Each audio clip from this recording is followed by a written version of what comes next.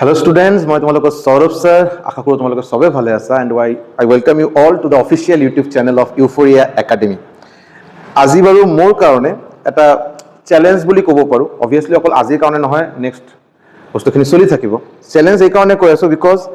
Maths আৰু reasoning মই পঢ়াও এটো বাৰু আজিৰ কথা নহয় যিসকলে মোক চিনি পায় গম পায় যে মোটামুটি 6 বছৰ 7 বছৰ হ'ল মই পঢ়াই আছো আৰু বহুত ষ্টুডেণ্টে চাকৰি পালে বহুত কিবা কিবি বাট মই জিএছ পঢ়াও বা মই জিএছ পঢ়োৱা হিচাপে মোক কোনে আজিলৈকে চোৱাই নাই চাগে সো বহুতৰে এটা ডাউট ইনক্লুডিং মাইসেলফ মোৰ নিজৰে চাগে আজিলৈকে মানে চাগে ইমান বছৰ পৰা ক্লাছ কৰাই আছো আজি যেনেকৈ মই অলপ নাৰ্ভাছ ফিল কৰি আছো চাগে আগত কেতিয়াও নাৰ্ভাছ ফিল কৰা নাই বিকজ জিএছ জেনাৰেল ষ্টাডিজ যেটোক আমি জেনাৰেল নলেজ বুলিও কওঁ এটু পঢ়োৱা মই নিজে যেতিয়া মই নিজে প্ৰিপাৰেচন কৰিছো এই সময়ত মই নিজৰ ফ্ৰেণ্ডৰ লগত ডিসকাস কৰা বা কি কৰা বেলেগ কথা বাৰু বাট এজ এ টিচাৰ বস্তুখিনি বুজোৱা বস্তুখিনি এক্সপ্লেইন কৰা মই কৰা নাই মই বহুত বছৰ হ'ল কৰা নাই বাৰু নিশ্চয়কৈ অফলাইন ষ্টুডেণ্টক কেইজনক পঢ়াইছিলো বাট এইটো বাৰু বহুত বছৰ আগৰ কথা আৰু সো আজি মোটামুটি বাৰু বহুত বছৰ এটা গ্যাপত মই আকৌ জিএছ পঢ়াব গৈ আছো আজি আমি মডাৰ্ণ ইণ্ডিয়ান হিষ্ট্ৰী দি আমি ষ্টাৰ্ট কৰিম তো আপোনালোকে নিশ্চয়কৈ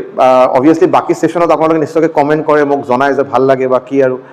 নিশ্চয়কৈ এই সেশনত যেটা আপোনালোকে চাব আৰু মোক নিশ্চয়কৈ জনাব যে সেশনটো আপোনাৰ কেনে লাগিল আৰু ভাল লাগিল না বেয়া লাগিল না স্যাৰ আপসে নেই हो पाएगा যি হোক বাৰু নিশ্চয়কৈ মোক জনাব অলপ ব্যাকগ্ৰাউণ্ড অলপ সাউন্ড হ'ব বিকজ ওচৰত কলেজ আছে আৰু অলপ ব্যাকগ্ৰাউণ্ড সাউন্ড আহি আছে যি হোক so modern Indian history start কৰিম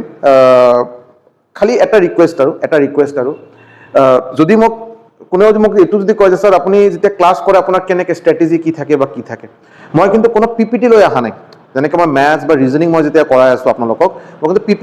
পিপিটি মানে ষ্টাডি মেটেৰিয়েল মোৰ ফালৰ পৰা মই ৰেডি কৰা আছে এইটো মই পিপিটি ফৰ্মত লৈ আহো বা পিডিএফ ফৰ্মত লৈ আহো তাতে মই কোশ্চেনখিনি লিখা থাকে মই সলভ কৰোঁ আৰু আপোনালোকে এনসাৰ কেইটা তাতে আপোনালোকে মোৰ লগে আপোনালোকে সলভ কৰি এনসাৰ কেইটা দিয়ে আৰু বাট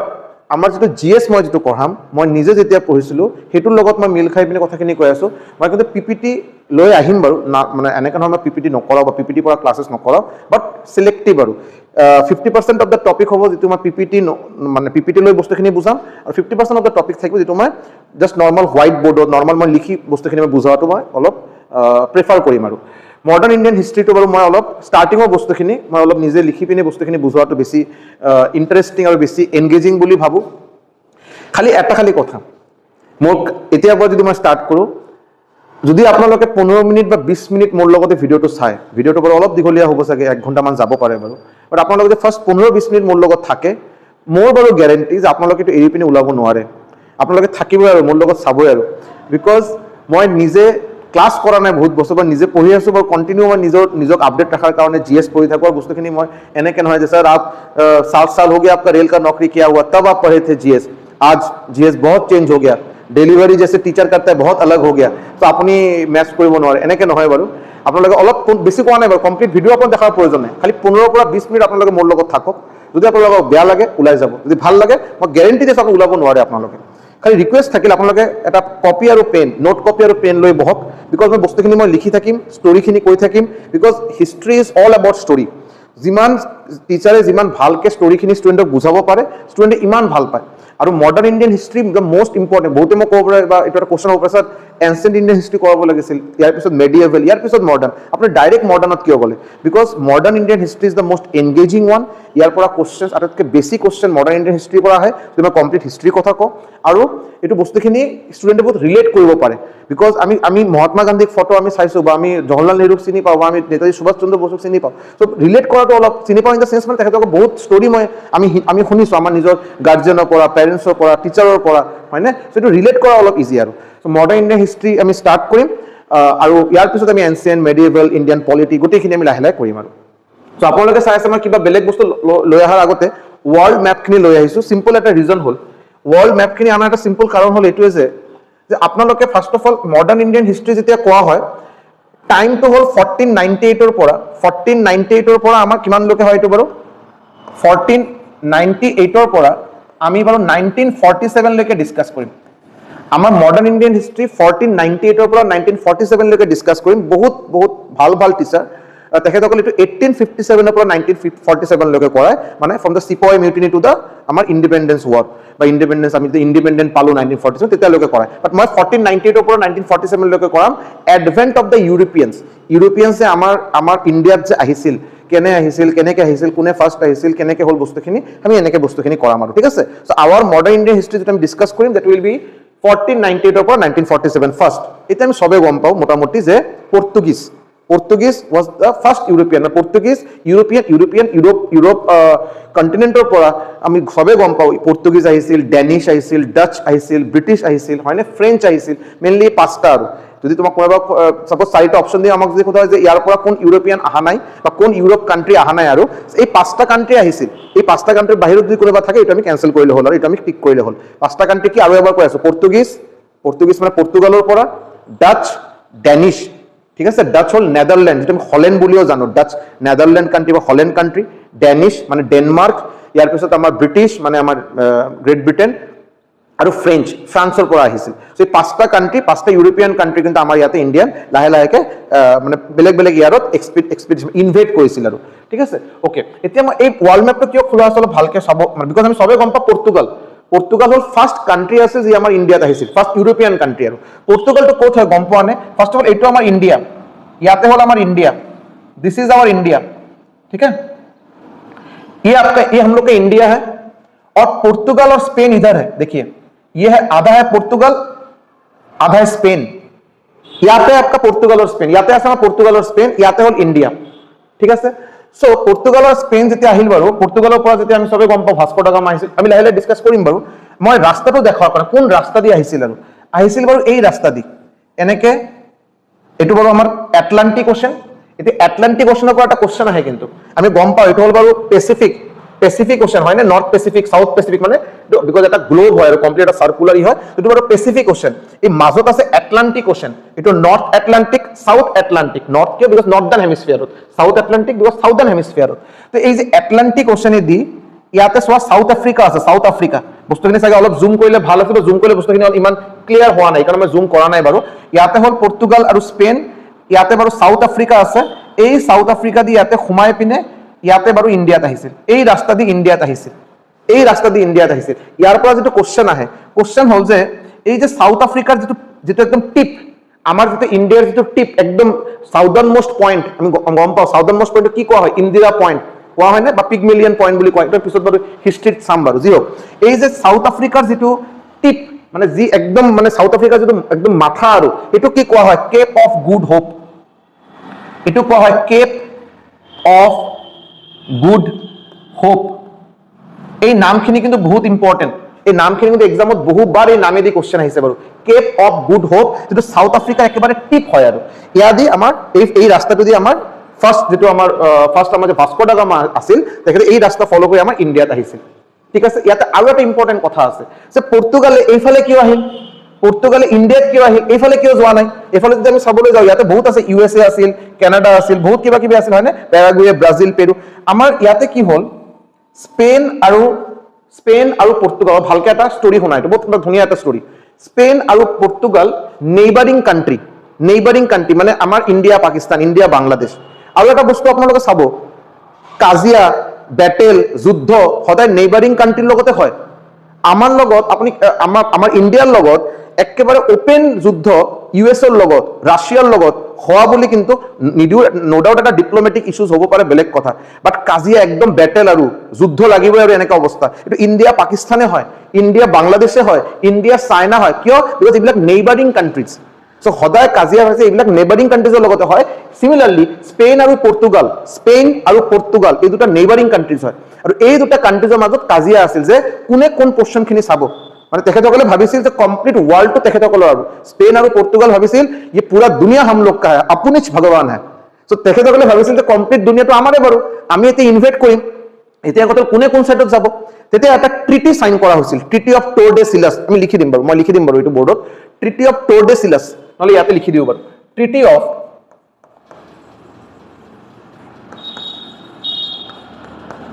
টৰ্ডেসিলাস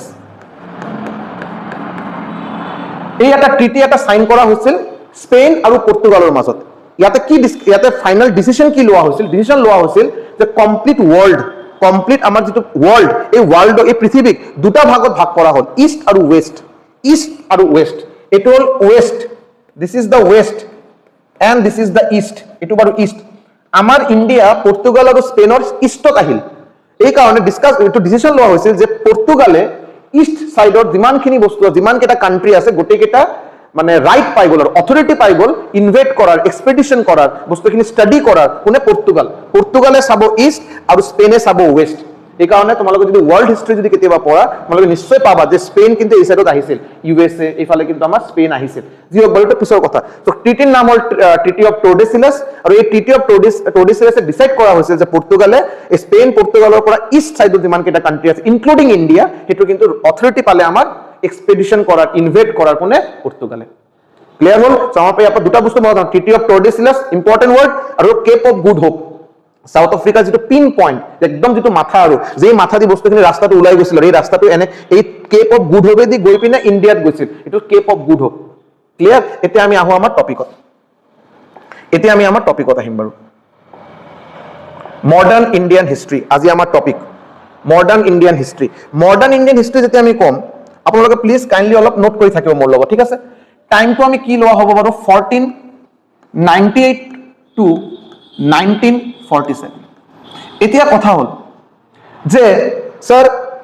पोर्तुगीज आया था वास्को डा गामा आया था कब आया था क्या आया था वो तो हम लोग ऑलरेडी जानते हैं आप फिर से एक बार बोलेंगे जान जाएंगे बट क्या पोर्तुगीज माने पोर्तुगाल से ही पहला आया था यार আগত কোনো আহা নাই নেকি নহয় আহিছিল ইয়াৰ আগত পৰ্তুগাল আহাৰ আগত আমাৰ ইয়াতে আহিছিল আৰব আমার ইয়াতে আহিছিল তুর্ক দেখে গেলে পর্তুগাল আহা বহু বছর আগতে আহিছিল কিন্তু কথা কি ডিফারেন্স হল আরব আর তুর্ক যেতে আহিছিল তেখেতসকলৰ কোনো মানে বিজনেস মেন্টালিটি নাছিল দে ওয়াৰ টিপিক্যাল লুটেৰা एकदम कंप्लीट लुटेरा আছিল আৰু মানে जाएंगे उधर सब कुछ तहस नहस कर देंगे सोना वाना जो मिलेगा लेके आ जाएंगे खत्म हम लोग उधर रह के बिजनेस नहीं करना है এটো বড় মেন্টালিটি আছিল আরব আর তুর্ক কিন্তু ইউৰোপিয়ান মানে এটো আমাৰ বাকি ইউৰোপিয়ান যিবিলাক কান্ট্ৰি আছে লাহে লাহে সাম এটা কান্ট্ৰি আহিব আৰু তেখেতসকলৰ মেন্টালিটি বেলেগ আছিল তেখেতক আছে না उधर जाएंगे उधर रहेंगे जगह को समझेंगे তাতে কি চলি আছে কেনে কি আছে বস্তুখিনি তাৰ পিছতে আমি আমাৰ নিজৰ বস্তুখিনি লাহে লাহে আমি আমাৰ নিজৰ পাৱাৰটো স্প্ৰেড কৰিব পাৰিম হয় না নাই that is the major difference between Arab আৰ তুৰ্কস আৰু আমাৰ ইউৰোপিয়ান পাৱাৰ কেটাৰ মাজত clear okay so European starting যি ইউৰোপিয়ানে কোৱা তুমি পৰ্তুগীজ কোৱা ডেনিশ কোৱা ব্ৰিটিছ কোৱা ফ্ৰেঞ্চ কোৱা তেখেতসকলে কিন্তু স্টাৰ্টিংত কিন্তু লুটেৰে মানে ইনভেট কৰাৰ কাৰণে আহা নাই আমাৰ ইন্ডিয়াটো ক্যাপচাৰ কৰাৰ কাৰণে আহা নাই তেখেতসকলে আহিছিল বিজনেস কৰাৰ কাৰণে দে ওয়াৰ বিজনেসমেন মানে মেইন তেখেতৰ বস্তুটো দেখা হৈছিল বিজনেস হিচাপে লাহে লাহে বস্তুখিনি আমাৰ কান্ট্ৰিখিনি আমাৰ ক্যাপচাৰ কৰা ট্ৰাই কৰিলে তুমি ক'ব পাৰো দে ওয়াৰ একচুয়ালি ইনভেডাৰ্স নিশ্চয়কৈ ইনভেডাৰ্স আছিল ইউৰোপিয়ান যে আছিল তেখেতসকলে ইনভেডাৰ্স আছিল ইন ডিসগাইজ অফ এটা একটা বহুত ধুনিয়া একটা আপোনালোকৰ ফ্ৰেজ ইংলিশত নিশ্চয়কৈ পাইছে আৰু ইন ডিসগাইজ অফ আমি ক'ব পাৰো ইন ডিসগাইজ অফ ট্ৰেডাৰ্স বা বিজনেসমেন তেখেতসকলে ইন্ডিয়াত আহিছিল বাৰু ইনভেডাৰ্স ইন ডিসগাইজ অফ ট্ৰেডাৰ্স ওকে এটাই কথা হল এক্সাক্ট ডেট আমি সবে গম পাও ফার্স্ট পর্তুগিজ টু ল্যান্ড ইন্ডিয়াত কোনে ল্যান্ড কৰিছিল ভাস্কো ডা গামা আমি সবে গম পাও কোনে আহিছিল ফাৰ্স্ট ভাস্কো ডা গামা আমি এইটো নেক্সট আমাৰ ডিসকাশনত শর্টত আমি VDG বুলি লিখিম ভাস্কো ডা গামা বাট যদি মই তোমালোকক এক্সাক্ট ডেট কি আছিল কোন তাৰিখত আহিছিল 1498 আমি সবে গম পাও 1498 আহা বুলি সবে গম পাও এক্সাক্ট ডেট কি আছিল এক্সাক্ট ডেট আছিল 17 মে 1498 17 মে 1498 ভাস্কো ডা গামা ইন্ডিয়াত আহিলে ঠিক আছে কোন ৰাস্তা দি আহিছিল এই Cape of Good Hope Atlantic ওশনত কেপ অফ গুড হোপ দি আমাৰ ইন্ডিয়াত আহিছিল বস্তুখিনি ক্লিয়াৰ হৈ গল ওকে এতিয়া ক'ত আহি পালে ক্যালিকট ক'ত আহি পালে ক্যালিকট তোমাৰ ক'ত আছে বাৰু আজিৰ দিনত আমি ক্যালিকটক কি বুলি জানো আজিৰ দিনত ক্যালিকট বুলি নাই কিন্তু এটো কয় কোজিকোড আজিৰ দিনত যেটো আমি কোজিকোড বুলি কওঁ এই জায়গাখিনিৰ নাম আছিল ক্যালিকট ক'ত আহি পালে এট ক্যালিকট আৰু কোজিকোড ক'ত আছে কেৰালা স্টেট হল কেৰালা পোর্ট হল ক্যালিকট বা কোজিকোড পোর্টত আহি পালে ক্লিয়ার ওকে এতিয়া ভাস্কো ডা গামা যেতিয়া আহি পালে ভাস্কো ডা গামাক এজন মানুহে হেল্প কৰিছিল ভাস্কো দা গামা নিজে অকলে ইমান ৰাস্তা মানে বিচাৰি পিনে মানে কেলিকাটত আহি গ'ল, যেটো কিন্তু কোনো কোইনসিডেন্স নহয়। তেখেতক এজন এক্সপিৰিয়েন্স মানুহ, যি মানুহজনৰ আইডিয়া আছিল যে ক'ত গ'লে কেনেকে ট্ৰিটমেন্ট পাম আৰু ফাৰ্দাৰ এই বস্তুখিনি কেনেকে আগবঢ়াই লৈ যাব পাৰো, এটা এটা আইডিয়া আছিল। এই মানুহজনৰ নাম আছিল আব্দুল মাজিদ। এই মানুহজনৰ নাম আছিল আব্দুল মাজিদ। আব্দুল মাজিদ তেখেতে কি হয়? তেখেতে এজন গুজৰাটী মাৰ্চেন্ট হয়। আব্দুল মাজিদ যে আছিল তেখেতে এজন গুজৰাটী মাৰ্চেন্ট আছিল, মানে গুজৰাটী ব্যৱসায়ী আৰু। ক্লিয়াৰ হ'ল? এই আব্দুল মাজিদে আমাৰ ভাস্কো দা গামাক লৈ আহিছিল 1498ত কেলিকাট পোৰ্টত। যেতিয়া কেলিকাট পোৰ্টত আহিল, তেখেতক গ্ৰিটিংছ, তেখেতক কোনে একচেপ্ট কৰিছিল, কোনে তেখেতক ওয়েলকাম জনাইছিল? এই ৰজাৰ নাম আছিল জামোৰিন। এই ৰজাৰ নাম আছিল কিং জামোৰিন। এই কিং জামোৰিন আমাৰ ভাস্কো দা গামাক গ্লিফুলি মানে হ্যাপিলি ওয়েলকাম জনাইছে। তেখেতে এজন হিন্দু ৰজা আছিল। Zamorin was a Hindu king. তেখেতে গ্লিফুলি একচেপ্ট কৰিছিল কেলিকাটত। ক্লিয়াৰ হৈ গ'ল? ওকে, এতিয়া আহি গ'ল বাৰু, বঢ়িয়া কথা। এতিয়া কি হ'ব? এতিয়া ভাস্কো দা গামা বেছি দিন ইয়াতে ৰখা নাই। ভাস্কো দা গামা ইয়াৰ পৰা কেইটামান মছলা লৈ গ'ল, কেইটামান বেলেগ ধৰণৰ মছলা লৈ তেখেতে আকৌ পৰ্তুগাল গুচি গ'ল। বেসিক্যালি কি মছলা আছিল বা কি ইয়াৰ পৰা মছলাই বুলি ক'ম বাৰু, কি বস্তু লৈ গ'ল? এটা আছিল পেপাৰ আৰু হ'ল চিনামন। পেপাৰ লৈ গৈছিল আৰু চিনামন লৈ গৈছিল। পেপাৰ মানে কি? এই পেপাৰ মানে কি আৰু চিনামন, পেপাৰ আৰু চিনামন লৈ গৈছিল। পেপাৰ মানে হ'ল আমি যেতিয়া কিবা চিলি পনীৰ বা চিলি আমাৰ খাওঁ যে, কি কয় এইটো চিলি চিকেন খাওঁ, তাতে যে ব্লেক পেপাৰ দিয়া হয় না, গোলমৰিচ বুলি কোৱা হয়, ব্লেক পেপাৰ, এইটো হ'ল পেপাৰ। ঠিক আছে? আৰু চিনামন মানে হ'ল দাৰচিনি বুলি এনেকে হয়, ডাঙৰকে দাৰচিনি। এই দুটা বস্তু ইয়াৰ পৰা লৈ গ'ল, ভাল কথা। এতিয়া কি হ'ল চোৱা, মই ক'লো নহয় তেখেতসকলে আহিছিল একচুৱেলি বিজনেছ কৰাৰ কাৰণে। যেতিয়া বিজনেছ কৰোঁতে গম পালে বাপৰে বাপ, ইন্ডিয়া তো सोने का चिड़िया है, इसको लूटना चाहिए, हम लोग क्या लेके जा पाएंगे 2 हाथ से और एक जहाज से हम लोग क्या लेके जा पाएंगे, अगर इधर रह जाएंगे हम लोग तो मतलब देखना ही नहीं है तब किसको। তেখেতে এই চিনামন আৰু পেপাৰ যেতিয়া লৈ গ'ল,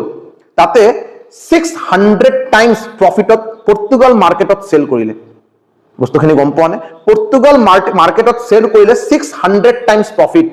মানে 1 টকাত বস্তু 600 টকাত সেল কৰিলে। That was the amount of profit. ইমানখিনি প্ৰফিট লাভ কৰিলে। তেতিয়া আৰু ক'ত আৰু কি হ'ব আৰু, বাপৰে বাপ, ইমান প্ৰফিট যোৱাৰ পিছত এৰা যায় নেকি আকৌ? ইয়াৰ পিছত লাহে ধীৰে বেলেগ আমাৰ পৰ্তুগীজ লাহে ধীৰে আহা ষ্টাৰ্ট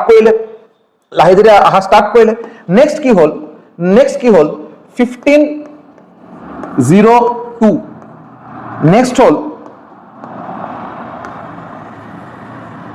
হ'ল 1502। এই 1502 ফার্স্ট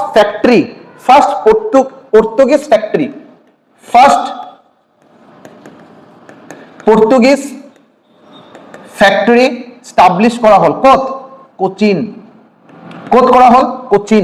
ফার্স্ট পর্তুগিজ ফ্যাক্টরি আমার বনোয়া হল কোচিন। ঠিক আছে? আর এই কোচিন কিন্তু মনত রাখিলে হল, এই কোচিনক পর্তুগিজত ক্যাপিটাল করা হল। ক্যাপিটাল,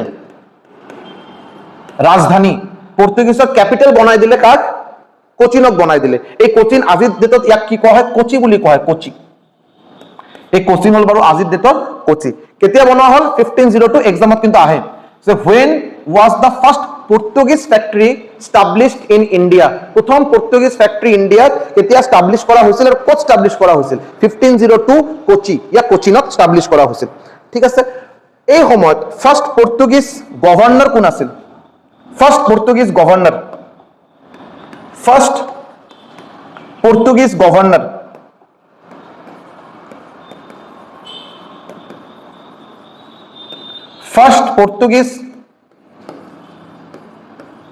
কোন আছিল? ক'ব পাৰিবানে? আছিল? নিশ্চয়কৈ গম পোৱা। ফাৰ্স্ট পৰ্তুগিজ গভৰ্নৰ কোন আছিল? ফ্ৰেংকয় ডি আলমিডা। নাম আছিল ফ্ৰেংকয় ডি আলমিডা। এইটো বহুত ফ্ৰিকুৱেণ্টলি অহা কোৱেশ্চন যে who was the first Portuguese governor in India, ইণ্ডিয়াত ফাৰ্ষ্ট পৰ্তুগিজ গভৰ্ণৰ কোন আছিল? ফ্ৰেংকয় ডি আলমিডা। এই নাম কিন্তু মনত ৰখা প্ৰয়োজন, এক্সামত বহুবাৰ অহা কোৱেশ্চন এইটো। François de Almeida was the first आपका पोर्तुगीज गवर्नर। लेकिन बात यह है आया कैलिकट में, उसके बाद फर्स्ट कैपिटल बनाया कोचिन में। गौर कीजिएगा ये सब आपका कहां हो रहा है? अगर आप इंडिया को देखेंगे, যদি আপোনালোকে ইন্ডিয়াক চাই, যদি ইন্ডিয়াৰ এই জায়গাখিনি মানে ওয়েস্টাৰ্ন কোস্ট, এটো হল ইস্টাৰ্ন কোস্ট, এটো হল ইস্ট, এটো হল ওয়েস্ট। এই ওয়েস্টাৰ্ন কোস্টৰ কিন্তু যেতিয়া আমাৰ ইয়াতে আহিলে আৰু আমাৰ কেৰালাত আহিলে, ইয়াৰ পিছত ফাৰ্ষ্ট ক্যাপিটেল বনালে ক'ত? কোচিন বনালে। এই সময়খিনি পৰ্তুগিজ সদায় টাৰ্গেট কৰিছিল গোৱা, সদায় টাৰ্গেট আছিল গোৱা। বিকজ গোৱা যদি কিবা কাৰণে ক্যাপচাৰ কৰা যায়, লাহে ধীৰে ওয়েস্টাৰ্ন কোস্ট কমপ্লিটলি ক্যাপচাৰ কৰিব পাৰিব। এতিয়া আপোনালোকে এটা বহুত সিম্পল এটা কোশ্চেন মোক সুধিব পাৰে। আপোনালোকে যদি চাই, আমি নিশ্চয় আৰু যেতিয়া আমি ক্লাছ কৰিম আৰু বস্তুখিনি ক্লিয়াৰ হ'ব যে ব্ৰিটিছে হোক, ফ্ৰেঞ্চে হোক, ডাচ, ডেনিছ, পৰ্তুগিজ, যিকোনো ইউৰোপিয়ান পাৱাৰ যেতিয়া আহিছিল ষ্টাৰ্টিঙত, একদম ষ্টাৰ্টিঙত সদায় টাৰ্গেট কৰিছিল এই western coast or eastern coast. এই কোস্টাল এরিয়াক টার্গেট করেছিল। তেখেতসকলে কিন্তু নর্দার্ন ইন্ডিয়া কিন্তু টার্গেট করা নাই, নর্দার্ন ইন্ডিয়া কিন্তু টার্গেट करा নাই। क्यों? बहुत सिंपल क्वेश्चन, क्यों?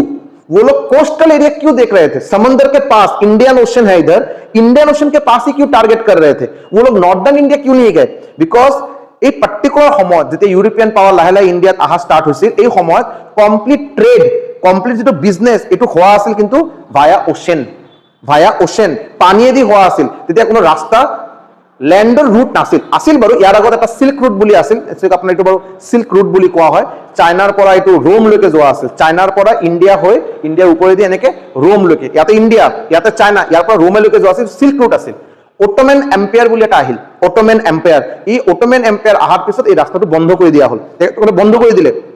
ডেষ্ট্ৰয় কৰি দিলে। আৰু কেইটামান ৰিজন আছিল, যেনেকে প্লেগ হোৱা আছিল, এটা ৰাস্তা বহুত বছৰ লাগে এই চাইনাৰ পৰা তাতেলৈকে যোৱাৰ কাৰণে। আৰু সিল্ক ৰুট বুলি কিয় কোৱা হয়? বিকজ চাইনাত মেইনলি সিল্ক প্ৰডিউচ হৈছিল। যি হওক বাৰু, চ' এই ৰাস্তাটো লাহে লাহে বন্ধ হৈ গ'ল। ৰাস্তাটো বন্ধ হোৱাৰ পিছতে বাৰু এই সি ৰুট, এইটো কোৱা হয় সি ৰুট, এইটো আছিল ল্যান্ড ৰুট। এই সি ৰুটটো বাৰু আমাৰ পৰ্তুগিজ মানে ভাস্কো ডা গামাই প্ৰথম এইটো আৱিষ্কাৰ কৰিলে, ডিস্কভাৰ কৰিলে। ক্লিয়াৰ হ'ল? ওকে, এই যে ফ্ৰেংকয় ডি আলমিডা, এই যে ফ্ৰেংকয় ডি আলমিডা আছিল, তেখেতে এটা বহুত ইম্পৰ্টেণ্ট এটা পলিচি লৈ আহিছিল, নাম হল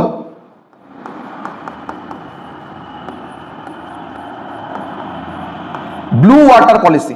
এইটো তো তোমালোকে নিশ্চয় গম পোৱা যে ব্লু वाटर पॉलिसी কোন লায়া থা? Name the Portuguese governor. এই পৰ্তুগিজ গভৰ্ণৰৰ নাম কোৱা, যি পৰ্তুগিজ গভৰ্ণৰে ব্লু वाटर पॉलिसी লৈ আহিছিল, এনসাৰ হল ফ্ৰেংকয় ডি আলমিডা। এই ব্লু वाटर पॉलिसी কি? ব্লু वाटर पॉलिसी হল এটা এনে ধৰণৰ এটা পলিচি যাতে পৰ্তুগিজৰ পানীৰ ওপৰত, ওশেনৰ ওপৰত, ইন্ডিয়ান ওশেনৰ ওপৰত যাতে তেখেতসকলৰ যাতে কমপ্লিট হোল্ড যাতে থাকে, তেখেতসকলে বেলেগ ঠাইত আৰু মাথা মাৰা নাই। এই ওশেন আমাৰ হাতত হ'ব লাগে। जिसके हाथ में ये समंदर है उसके हाथ में ये दुनिया है, এনেকে তেখেতৰ এটা ট্যাগলাইন এটা তেখেতৰ ভাষা দ্বাৰা আছিল। আৰু যি হোক, তো ব্লু वाटर পলিচি কিন্তু কোনে আনিছিল বাৰু? ফ্ৰেংকয় ডি আলমিডা।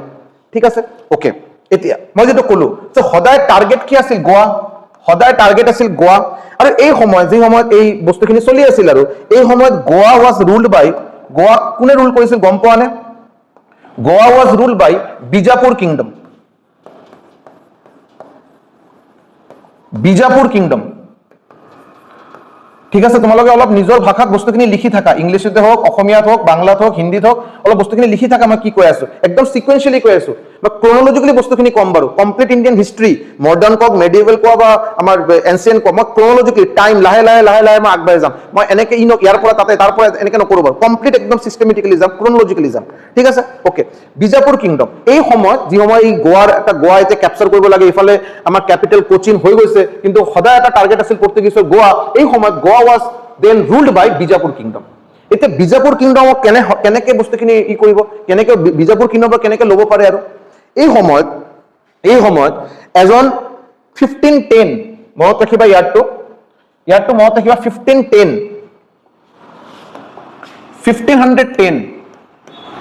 এই সময়ত পৰ্তুগিজৰ গভৰ্ণৰ, এজন নতুন গভৰ্ণৰ আহিল, নাম হল আলফানসো ডি আলবুকাৰ্ক।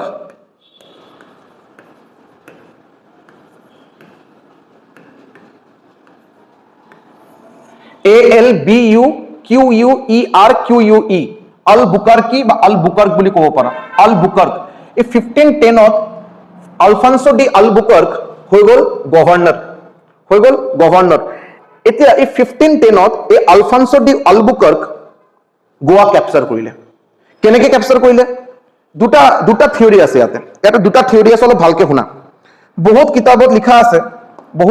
লিখা আছে যে আলফানসো ডি আল-বুকাৰ্কক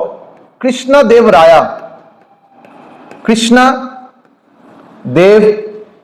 ৰায়া বুলি এজন ৰজা এই ৰজা বিজয়নগৰ কিংডমত আছিল আমালোকে গম পাওঁ সদায় আমি সাউথত আমাৰ এই বিজয়নগৰ কিংডম বামনি কিংডম আছিল নহয় এই বিজয়নগৰ কিংডমৰ এজন ৰজা নাম আছিল তোমাৰ কি কৃষ্ণদেৱ ৰায়া তেখেতে হেল্প কৰিছিল আলফানসো ডি আল-বুকাৰ্কক এই গোৱা ক্যাপচাৰ কৰাৰ কাৰণে টু ক্যাপচাৰ গোৱা ক্যাপচাৰ কৰাৰ কাৰণে কোনে হেল্প কৰিছিল কৃষ্ণদেৱ ৰায়া হেল্প কৰিছিল কিন্তু বহুত কিতাবত এইটো দিয়া আছে যে নহয় আলফানসো ডি আল-বুকাৰ্কৰ লগত কৃষ্ণদেৱ ৰায়াৰ এটা ভাল এটা সম্পৰ্ক আছিল নিশ্চয় বাট এই ৰিলেশ্যন লাহে লাহে বেয়া হৈছিল আৰু যেতিয়া এই বিজয়নগৰ গোৱা কনকাৰ কৰা গোৱা মানে কন্ট্ৰোল কৰা বা ক্যাপচাৰ কৰাৰ কাৰণে কৃষ্ণদেৱ ৰায়া কিন্তু কোনো ৰকম হেল্প কৰা নাই তেতিয়া কোনে হেল্প কৰিছিল বহুত কিতাবত এইটো এটা থিওৰি হ'ল বহুতে আকৌ এইটো কয় আৰু বেলেগ জায়গাত দিয়া আছে টিমোজি বুলি এজন হেল্প কৰিছিল টিমোজি কোন হয় টিমোজি হৈ গ'ল এজন পাইৰেট মানে কি আপোনালোকে নিশ্চয়কৈ বহুতে পাইৰেটছ অফ দ্য কেৰিবিয়ান চাইছে পাইৰেটছ অফ দ্য কেৰিবিয়ান যদি চোৱা নাই নিশ্চয়কৈ চাব ধুনীয়া মুভি হয় বাৰু সিৰিজ আছে বাৰু চাব বাৰু pirates of the Caribbean pirate মানে যিসকলে সমুদ্ৰৰ ওপৰত থাকে আৰু সমুদ্ৰত লুট কৰে মানে একচুৱেলি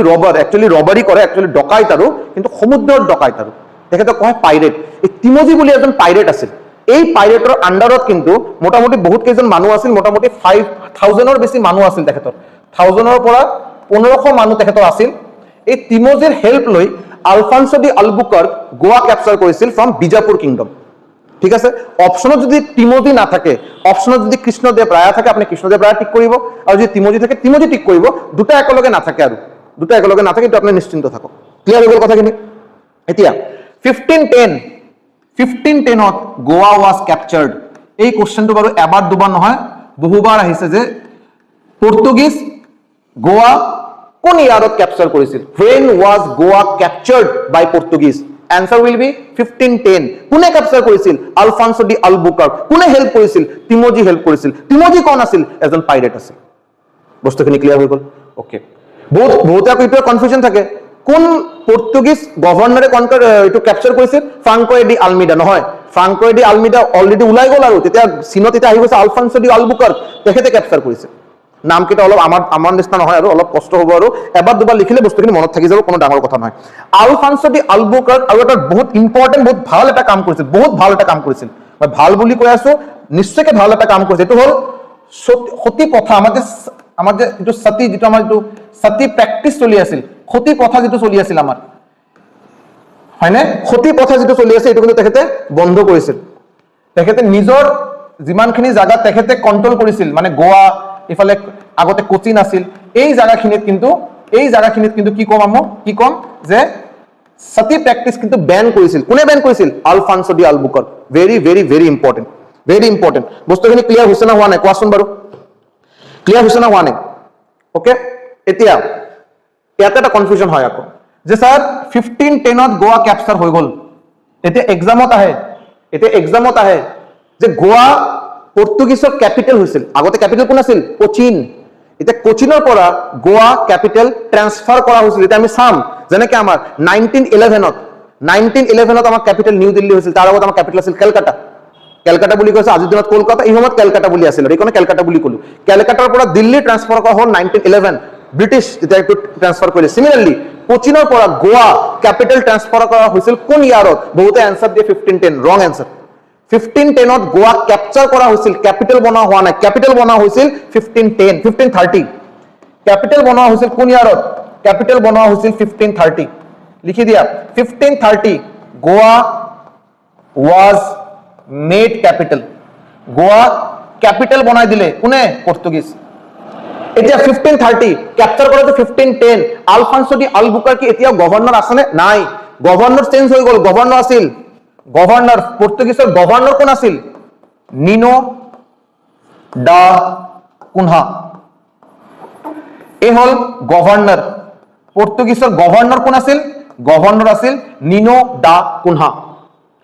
তো 1530 ক্যাপিটাল বনোৱা হল, 1530 ক্যাপিটাল বনোৱা হল আমাৰ গোৱা। क्लियर? मूविंग फॉरवर्ड, अभी तो देखते हैं এই সময়ত গোয়া হৈ গল ক্যাপচার, গোয়া আগৰ পৰা টাৰ্গেট আছিল তেখেতসকলৰ, গোয়া ক্যাপচার হৈ গল, বহুত বঢ়িয়া, বস্তুখিনি ভালকে চলি আছে। এই সময়ত তেখেতে বস্তুখিনি চালে যে Daman and due, Daman and ডিউ আমি যদি কিবা কৰি আজিৰ দিনত এইটো ইউনিয়ন টেৰিটৰি হয় নে? আজিৰ দিনত ইউনিয়ন টেৰিটৰি হয়। দামন এন্ড ডিউ যদি ক্যাপচাৰ কৰিব পাৰো বহুত আমাৰ কাৰণে সুবিধা হ'ব। এটা কথা, এই সময়ত দামন আৰু ডিউ কিন্তু বহুত ডাঙৰ এটা প্ৰভিন্স আছিল। আজিৰ দিনত যেটো বম্বে, যেটো মুম্বাই বুলি কওঁ, এটো দামন এন্ড ডিউৰ কিন্তু পাৰ্ট আছিল।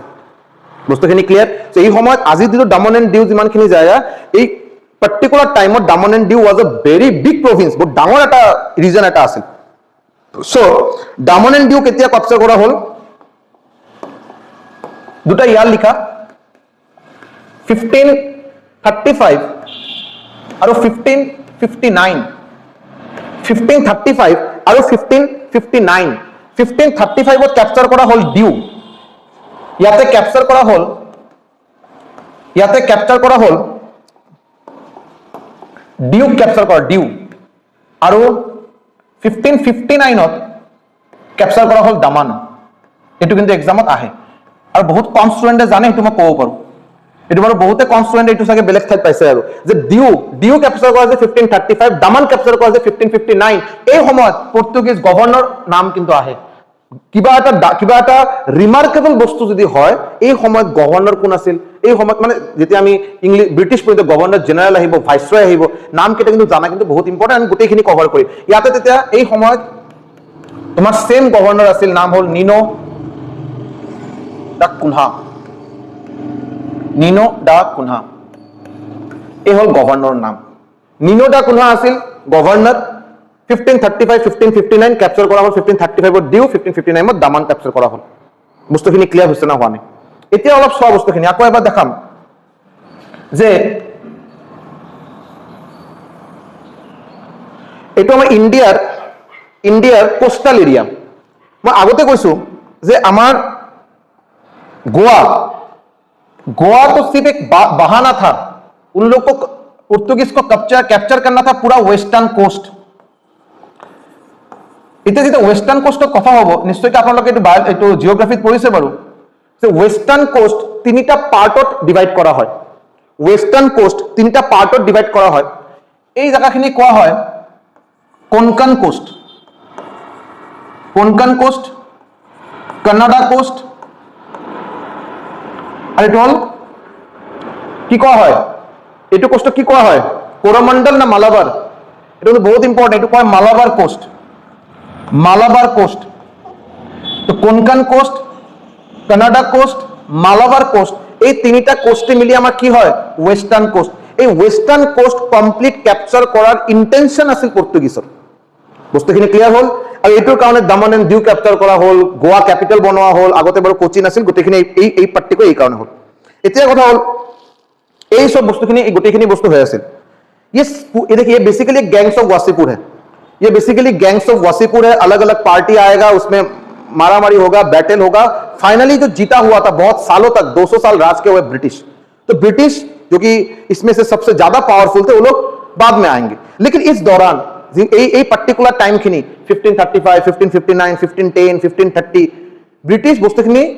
নোটিস করে আছিল, বস্তুখিনি চাই আছিল বাৰু। तो क्या हो रहा है थोड़ा देख लेते इधर, ऐसे ही चला जाने से पहले थोड़ा देख लेते उधर क्या क्या हो रहा है। এই যে পর্তুগিজ যে গোটেইখিনি কৰি আছিল, ব্ৰিটিশে কিন্তু লক্ষ্য কৰি আছিল, বস্তুখিনি নজৰত আছিল, বস্তুখিনি চাই আছিল। ওকে, কোৱা হয় না যে they have done their homework properly. Actually ব্ৰিটিশে কিন্তু নিজৰ হোমৱৰ্ক ভালকে কৰিছিল। তেখেতে আহি পটককে একদম ৰুল কৰিব এনেকে ইন্টেনশন দেখাৱা নাই কেতিয়াও। इंटेंशन इतने आसिल, बट इतो देखवा नहीं, खुदा ऐसा इंटेंशन आसे जे पहले जगह को समझ लेते हैं, इधर के आदमी को समझ लेते हैं, उसके बाद हम लोग इसको धीरे धीरे कैप्चर करेंगे। एकदम साम बवला है धीरे। इतिया 1582 ইয়াৰ আছিল 1582 এজন মানুহ আহিল নাম হল ৰাল্ফ ফিচ তেখেতে এজন ব্ৰিটিছ আছিল ৰাল্ফ ফিচ ইণ্ডিয়াত আহিল 1582 ৰাল্ফ ফিচ আহিল first British came to India তেতিয়া মুঘল ৰজা মুঘল এম্পায়াৰ মুঘলৰ তেতিয়া ডাইনেষ্টি চলি আছিল মুঘল ৰজা কোন আছিল মুঘল ৰজা আছিল আকবৰ আকবৰৰ সময়ত তেখেতে আহিছিল তেখেতে কিয় আহিছিল কিবা বিজনেছ কৰাৰ কাৰণে নহয় ৰুল কৰাৰ কাৰণে নহয় বেলেগ কিবা ইন্টেনশন এটাই আছিল এটো কয় ৰেকি এটা বহুত ধুনীয়া এটা ইংলিছ ৱৰ্ড এটো তোমাৰ ভোকাবুলাৰীৰ কাৰণে ইম্পৰ্টেন্ট ৰেকি মানে এটা ষ্টাডি অফ আ প্লেস কিবা এটা নতুন জায়গা যেতে আমি যাম বস্তুখিনি ষ্টাডি কৰা প্লেসটো ষ্টাডি কৰা তাতে কি আছে তাতে মানে ৰিমাৰ্কেবল কি আছে ফ্লোৰা কি আছে ফাউনা কি আছে মানে তাতে আমি কি ধৰণৰ আমি বস্তু তাতে পাম তাতে গৈ কিবা লাভ হ'বনে আমাৰ আমি তাতে যদি যেনেকৈ মই বাৰে কৈ আছিলো ইংলিছ বা ব্ৰিটিছ সদায় বস্তুখিনি আগতে ষ্টাডি কৰিছিল তাৰ পিছতে আহিছিল ৰাল্ফ ফিচ যেতিয়া আহিছিল তেখেতক ব্ৰিটিছ ক্ৰাউন কিয় পঠাইছিল ये बोल के भेजा था कि हम लोग इंडिया को कैप्चर करेंगे कि कैसे कैप्चर करेंगे क्या करेंगे नहीं करेंगे वो तो बात का बात है पहले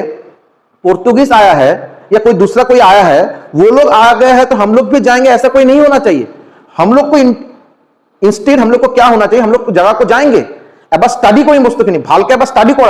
কৰি বস্তুখিনি চোৱা যাতে কি আছে কি নাই আমি গলে তাতে কিবা লাভ হ'বনে বিকজ আমি যেতিয়া যাম তেতিয়া বাৰু আমিয়ে ৰজা আৰু মানে ব্ৰিটিছ ভালকে জানে যে আমাৰ ওচৰত এইবিলাক কোনো আহিব নোৱাৰে আৰু আমি যেতিয়া যাম ডিপ্লোমেটিক্যালি पॉलिटिकली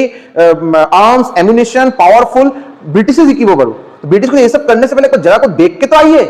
उसमें जाके फायदा होगा कि नहीं होगा है ना नहीं तो कॉलोनियल रूल पूरा वर्ल्डत আছিল तो ब्रिटिश इंडिया যেতিয়া আহিব তাৰ আগত ইন্ডিয়া স্টাডি কৰাৰ কাৰণে পঠাইছিল ৰাল্ফ ফিচ 1582 আকবৰৰ সময়ত আহিছিল তেখেতে ঠিক আছে ওকে এতিয়া 15 ভালকে একদম বলো নহয় তো গ্যাংস অফ ওয়াসিবুল পুরো একদম স্টোরি 1582 আহিলে বস্তুখিনি স্টাডি কৰাৰ কাৰণে ই যেতিয়া ৰিটাৰ্ণ কৰিলে राल्फ फिच माने मोटामोटी और ये पूरा पूरी पगला गया था एकदम बोले क्वीन एलिजाबेथ की कैसे यारो मैम क्या देख के आए हैं हम लोग क्या सोचे थे उससे 1000 गुण बड़ा है आपका इंडिया में क्या नहीं है वो बोलिए हम लोग को आपका सवाल था तुम इंडिया देख के आओ तुमको क्या मिलेगा उधर वो मुझे आके बोलो कि क्या मिलेगा उधर जाके मैं आपको बोल रहा हूं कि क्या नहीं मिलेगा वो बोली इंडिया में सब कुछ है वो एक सोने का चिड़िया है सो जेतिया आमार ब्रिटिश क्राउन क्वीन एलिजाबेथ तेते आसिल क्वीन एलिजाबेथ 1 को कोआ होल जे मैम चलिए उधर जाना है उधर सब कुछ है उधर ही हम लोग का भी ये होगा यार पिसोत 1599 ब्रिटिश क्राउन माने क्वीन एलिजाबेथ 1 এটা রয়্যাল চার্টার মানে একটা ল এটা আইন বনাই দিলে এটা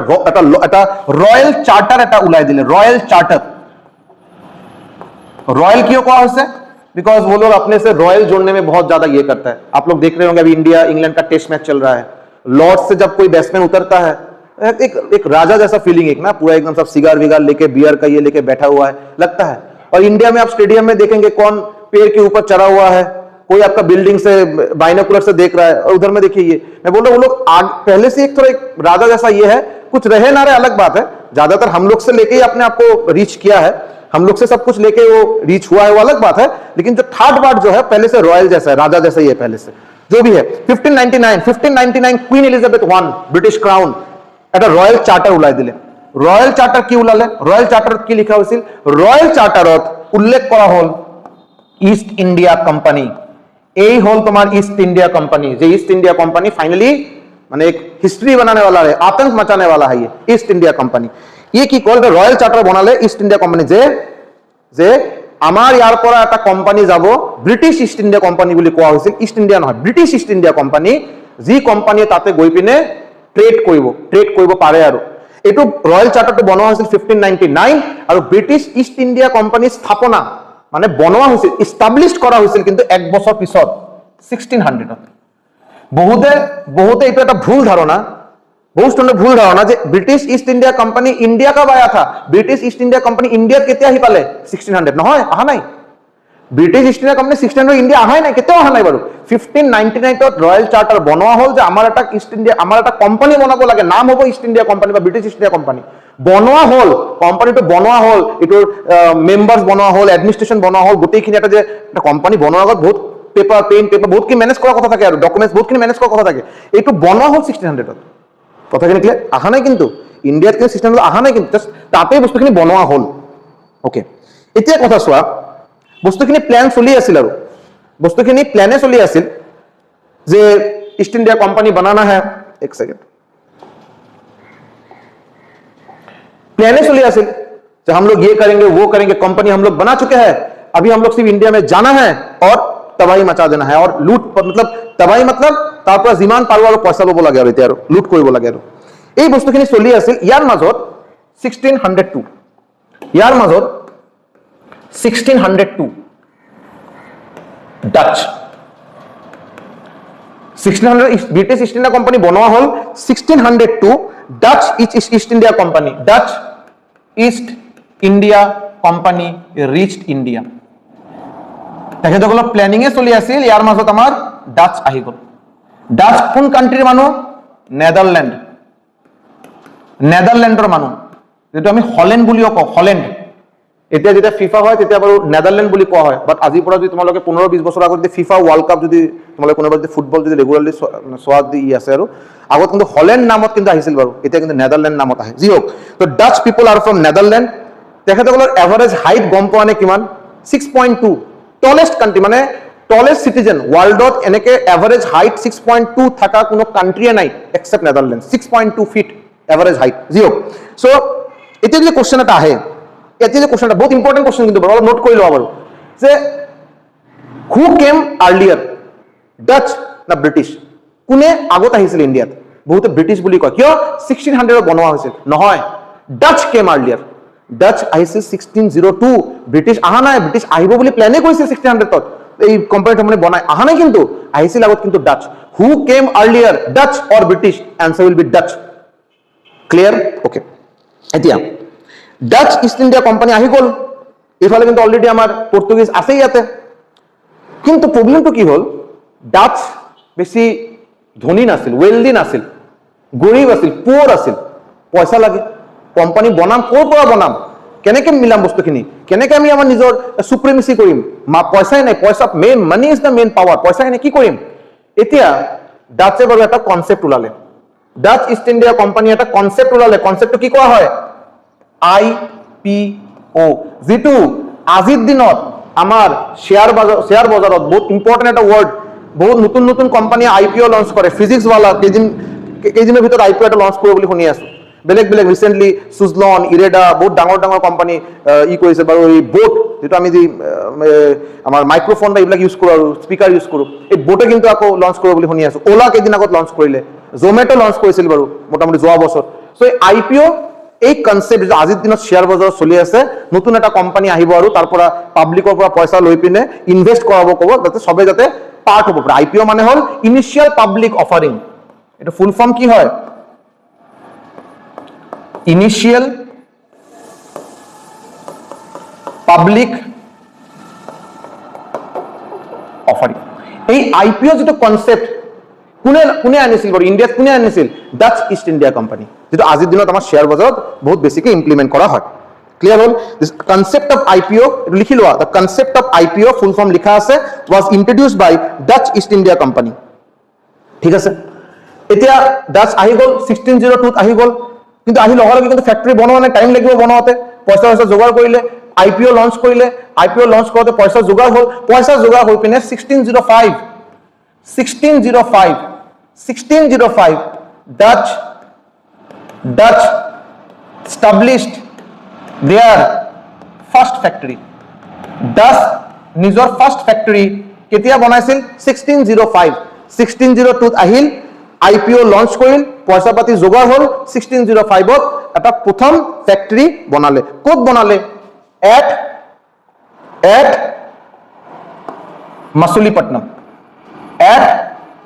Masulipatam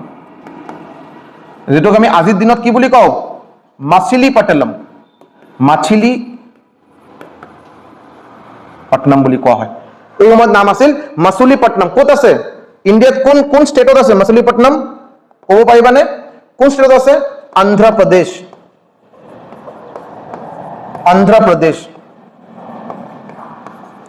आंध्र प्रदेश से मसूलीपट्टनम और यहाँ पे फर्स्ट फैक्ट्री बना ले डच कौन यार 1605 अभी जस्ट चीज मतलब गर्म हो रहा है अभी तो माहौल बन रहा है अभी तो बाकी पावर आया ही नहीं फ्रेंच है ब्रिटिश है अभी तो बोलना गैंग्स ऑफ वासीपुर का जस्ट अभी बन रहा है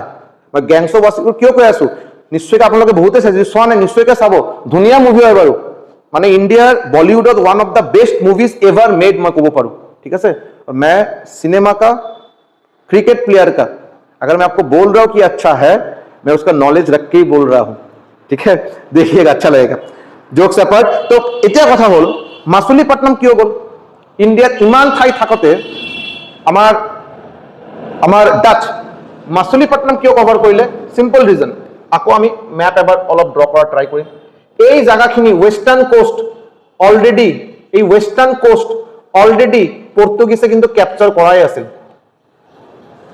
করাই আছিল eastern coast easy to capture কোনেও নাছিল তেতিয়া আহি গল ডাচ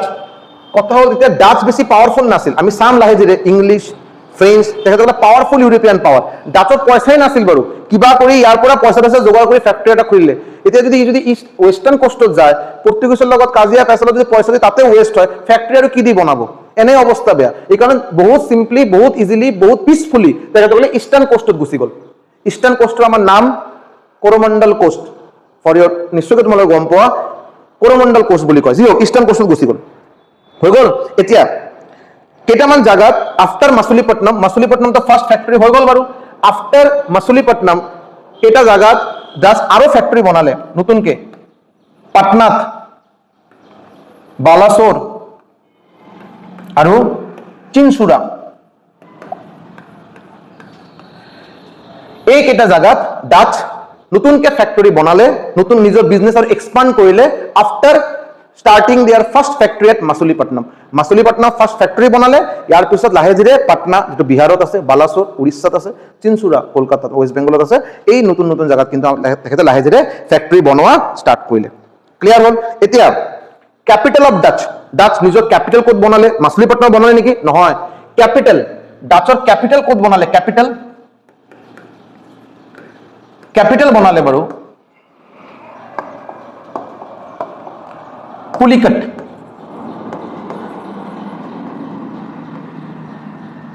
ক'ত বনালে পুলিকট ক'ত আছে তামিলনাডু ডাচে নিজৰ ক্যাপিটাল ক'ত বনালে পুলিকটত বনালে ঠিক আছে পুলিকটত বনালে তামিলনাডুত পুলিকটত ডাচ নিজৰ ক্যাপিটাল বনালে ওকে আৰু লাহে ধীৰে ডাচৰ যেটো ডাচ কলোনি লাহে ধীৰে তাতে স্টাবলিশ কৰিলে পুলিকটত ডাচ লাহে ধীৰে এতিয়া মানে তেখেতসকলে ভাবিছে আৰু কোনো টেনশন নাই এতিয়া আমি ইয়াতে থাকিম ভাল পয়সা আছে ইয়াতে বিজনেস বঢ়িয়া চলি আছে বাৰু আমাৰ নিজৰ কলোনি এটা বনাই দিও কত পুলিকটত বনাইছে after forming the capital Pulicat अभी उधर ब्रिटिश याद कीजिए 1600 में ईस्ट इंडिया कंपनी बनकर रेडी था और ये बात चल रहा है आपका 1602 हो गया 1602 हो गया सब कुछ हो गया इधर देखिए 1602 में ये आ गया 1605 में आपका डच आपका पहला फैक्ट्री बना दिया दूसरा फैक्ट्री भी ये सब बना दिया सब चल रहा है उसके बाद आया 1609 वो मनहूस साल में बोलूंगा जिस साल नेक्स्ट 1947 तक वो हम लोग को बर्दाश्त करना पड़ा 1609 British east India company reached India 1609 British east India company reached India 1609 clear okay ক'ত আহিছিল সুরত এটা আপোনালোকে নিশ্চয় গম পায় এটা ধুনীয়া কোশ্চেন যিসকলে ভিডিওটো চাই আছে বাৰু যিসকলে এই টাইমত ভিডিওটো চাই আছে আপোনালোকে কমেন্ট সেকশনত মোক জনাব যি জাহাজ লৈ আহিছিল জাহাজ যিটো লৈ আহিছিল শিপটোৰ নাম কি আছিল জাহাজৰ নাম কি আছিল যি শিপ লৈ ব্ৰিটিশ ইন্ডিয়াত ফাৰ্স্ট টাইম আহিছিল এই জাহাজৰ নাম আছিল hectare One of the frequently asked question, कौन बनेगा करोड़पति 7 crore question আছিল এটো এটা হেক্টৰ কোন জাহাজ লৈ আহিছিল হেক্টৰ লৈ আহিছিল ব্ৰিটিছ জাহাজৰ নাম আছিল হেক্টৰ ক্লিয়াৰ এই যে শিপ এই শিপৰ ক্যাপ্টেন কোন আছিল ক্যাপ্টেন যি জাহাজ এই শিপৰ ক্যাপ্টেন কোন আছিল ক্যাপ্টেন আছিল William Hawkins William Hawkins Hector হল শিপ নেম জাহাজৰ নাম আছিল হেক্টৰ আৰু এই জাহাজৰ ক্যাপ্টেন আছিল উইলিয়াম হকিন্স এই সময়ত মুঘল ৰজা কোন আছিল মুঘল ৰজা আছিল জাহাঙ্গীৰ ৰাজা আছে এতিয়া কথা হল জাহাঙ্গীৰৰ राजसभा আহিলে তেখেতে कैप्टन विलियम हॉकिंस बोलता है जहांगीर साहब हम लोग को इधर ट्रेड करना है हम लोग को मौका दीजिए हम लोग ट्रेड करेंगे জাহাঙ্গীৰে মানা নাই কেতিয়া আহিছিল 1609 ৰ পৰা 1611 লৈকে कैप्टन विलियम हॉकिंस জাহাঙ্গীৰৰ মুঘল এম্পায়াৰ জাহাঙ্গীৰৰ ৰাজ দৰবাৰত থাকিলে তেখেতৰ গেষ্ট হিচাপে থাকিলে আৰু জাহাঙ্গীৰক কনভিন্স কৰাৰ বস্তুখিনি মানে কনভিন্স কৰা বহুত ট্ৰাই কৰিলে কিন্তু তেখেতে বস্তুখিনি মানা নাই জাহাঙ্গীৰে কিন্তু কথাখিনি মানি লোৱা নাই হৈ গল এতিয়া 1612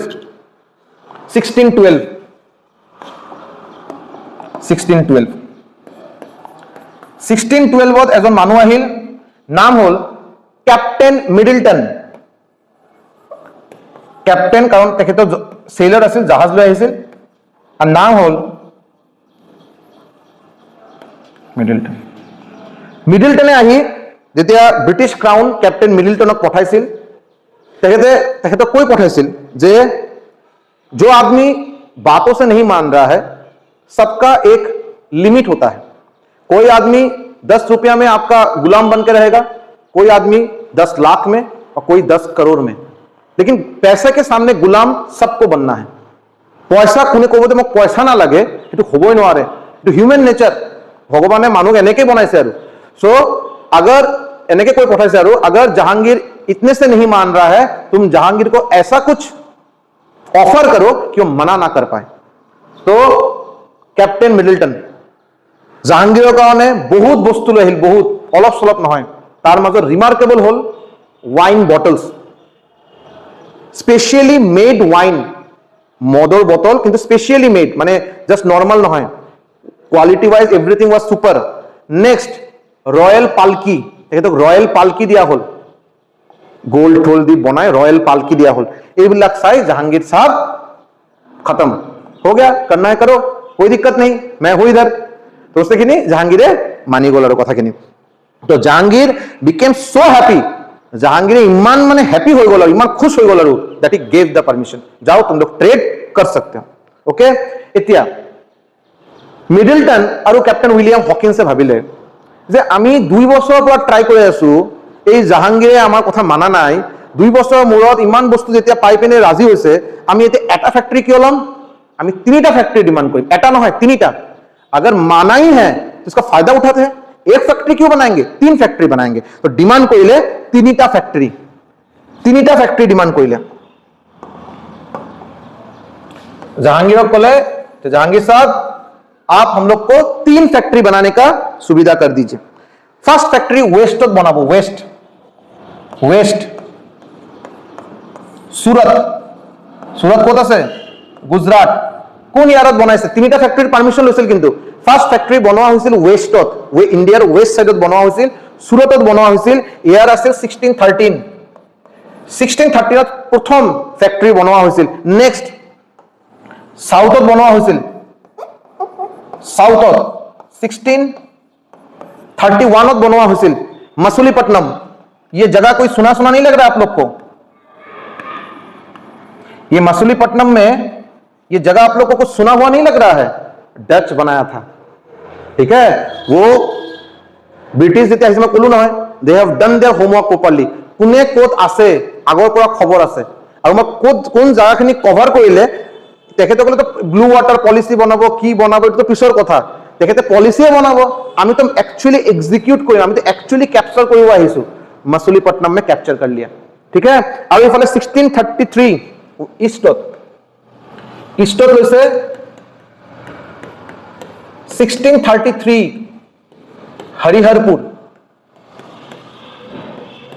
হৰিহৰপুৰ যেটো বাৰু বালাসোৰ উৰিষ্যাত আছে, বালাসোৰ উৰিষ্যা। এই হৰিহৰপুৰ ক্যাপচাৰ কৰিলে 1633, ইয়াতে 1613 और साउथ कैप्चर हुए 1631। अभी याद कीजिए, मैं ऑलरेडी बोला था नॉर्थ इंडिया में किसी भी यूरोपियन पावर का स्टार्टिंग में दिलचस्पी कुछ इंटरेस्ट था ही नहीं, कारण কি তাতে কোনো আমার ওশেনে নাই, কোনো সি রুটে নাই, তাতে গৈ পিনে আমি কি কৰিম? আমাৰ লাগে সি ৰুট, আমাৰ ট্ৰেড কৰিব লাগে, বিজনেস কৰিব লাগে, আৰ বিজনেস কৰি নিজৰ কান্ট্ৰিত পঠাব লাগে। আকৌ এইটো কাৰণে ইজি আমার সাউথত থাকা, ওয়েস্টত থাকা, ইস্টত থাকা, বিকজ ইন্ডিয়ান ওশেন আমার ওচৰা-ওচৰি আছে। जहाज उतारिए, सामान लेके जाइए, सामान आएगा, इसमें ये कीजिए, आराम से चलेगा। यही कारण है वेस्ट ईस्ट साउथ कैप्चर। तीनटा फैक्ट्री परमिशन ले लो, तीनटा फैक्ट्री बेलेग बेलेग टाइमत बना दिसे। तो इसमें अगर आपको एक क्वेश्चन किसी को समझाने के दौरान अगर ये दिमाग में आपका है कि नॉर्थ क्यों नहीं किया, इसका सवाल, इसका सिंपल आंसर ये है कि उसके सामने कोई आपका ये नहीं था, कोई पानी का कोई रूट नहीं था, सी रूट नासिल बरोबर हो गल। এতিয়া ব্রিটিশ ইঞ্জিনিয়ার এজন আছিল, ব্রিটিশ এজন ইঞ্জিনিয়ার আছিল, তেখেতৰ নাম আছিল ব্ৰিটিশ ইঞ্জিনিয়াৰ, তেখেতে আছিল ইঞ্জিনিয়াৰ, তেখেতৰ নাম আছিল থমাস ৰো। বহুতে আকৌ থমাস ৰোক আকৌ ক্যাপ্টেন বুলি কৈ দিয়ে, না না, থমাস ৰো ক্যাপ্টেন নহয়, থমাস ৰো ব্ৰিটিশ ইঞ্জিনিয়াৰ আছিল, যি ইঞ্জিনিয়াৰে এই তিনিটা ফ্যাক্টৰি বনোৱাৰ কাৰণে হেল্প কৰিছিল আৰ্কিটেক্ট ওয়াইজ। आर्किटेक्चर वाइज केने बस्तुखिनि केने बनवा हबो, की बनवा हबो, हेतुर कारणे कोन इंजिनियर हेल्प কৰিছিল? आंसर हबो थॉमस रो, ठीक है। अभी और भी कुछ है, अभी कंटिन्यू करें कि नेक्स्ट क्लास में करें? बहुत हो गया नहीं तो आज, ठीक है। এটা কাম কৰো, আজি সেশনটো ইয়াতে ৰাখিলো। কমপ্লিট মডাৰ্ন ইন্ডিয়ান হিস্ট্ৰি মই যেনেকে তোমালোকক কৈ আছো বাৰু, এইটো নৰ্মাল মই যেনেকে অফলাইন ক্লাস কৰি এনেকে, ঠিক আছে, কোনো বেছি কোনো ই নহয় কিন্তু, ঠিক আছে। চাগে মই ইয়াতে যে হেক কৰিলো, কোনো প্ল্যানিং নাছিল, এই কাৰণে হেক কৰিলো, बिकॉज ठीक है आज बहुत हो गया है, फिर से नेक्स्ट क्लास करेंगे, फिर से इसको कंटिन्यू करेंगे। तो मोटामुटी मॉडर्न इंडियन हिस्ट्री 10টার পৰা 12টা class on an average 50 minute 1 ঘন্টাকে, মানে ধৰো 10 ঘন্টাৰ পৰা 12 ঘন্টাত মই কমপ্লিট মডাৰ্ন ইন্ডিয়ান হিস্ট্ৰি হেক কৰাই দিম। ইয়াৰ পিছত আমি মুভ কৰিম ইন্ডিয়ান পলিটি এনেকে 10-12টা 15টা ক্লাছত হেক হৈ যাব। ইন বিটুইন মই কিতাপ এমসিকিউ লৈ আহিম। মোৰ পঢ়োৱাৰ স্ট্ৰেটেজি বা মোৰ পঢ়োৱাৰ ওয়ে এইটো নহয় যে টপ 50 এমসিকিউজ বুলি মই এমসিকিউ লৈ আহিলো, প্ৰিভিয়াস ইয়াৰ কোশ্চেন বুলি ক'লো, আপোনালোকে আনসাৰ দিলে, আনসাৰ কেইটামান পাৰিলে, কেইটামান না পাৰিলে, বা কেইটামান ভুল হ'ল, মই আনসার দি দিলো, হেক নহয়। এইটো দি জিএস পঢ়া নহয়, এনেকে প্ৰসেস জিএস পঢ়া নহয়। জিএস পঢ়াৰ প্ৰসেস কি মই যিমানখিনি জানো বাৰু, ঠিক আছে, ভুল হ'ব পাৰে, ক্ষমা কৰিব। মই যিমানখিনি জানো, आप एक टॉपिक पढ़ेंगे, आप सपोज इंडियन पॉलिटी का मेकिंग ऑफ कॉन्स्टिट्यूशन पढ़ लिए, सैलिएंट फीचर्स ऑफ कॉन्स्टिट्यूशन पढ़ लिए, स्टार्टिंग में 2টা चैप्टर पढ़िलो, এটা ইয়াৰ ওপৰত আমি কোশ্চেন সলভ কৰিলো, যি কোশ্চেন বেলেগ বেলেগ এক্সামত আহিছে, মই কৰিব পাৰিলো না, মই নিজে চেক কৰিম, গোটেইখিনি পাৰিলো, 2টা-4টা মই কিবা কাৰণে মিছ হ'ল, মই নোট ডাউন কৰিলো,